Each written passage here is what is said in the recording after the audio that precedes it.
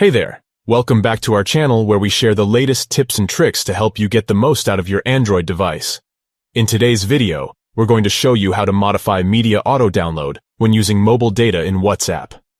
WhatsApp is a great messaging app that allows you to send and receive media files, but sometimes you may not want to automatically download those media files when you're using mobile data.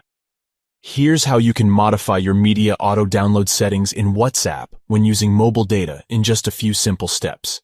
Step 1. Open WhatsApp. First, you need to open the WhatsApp app on your Android device. If you haven't already logged in, enter your phone number and verify it. Step 2. Tap on the three dots menu in the top right next. Tap on the three dots menu in the top right-hand corner of the app. Step 3. Tap on Settings. From the options that appear, select Settings.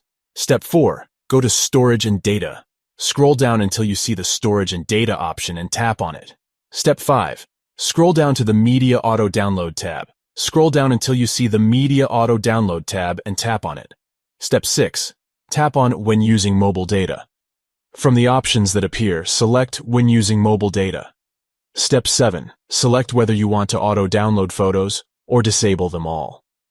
You can now choose whether you want to auto-download photos when using mobile data or disable all media auto-download to prevent any unwanted data charges. And that's it. Those are the simple steps to modify your media auto-download settings when using mobile data in WhatsApp. By following these steps, you can save your mobile data and control which media files to download automatically. We hope you found this tutorial helpful. If you have any questions or if there is anything else you'd like to see us cover in a future video, please let us know in the comments below.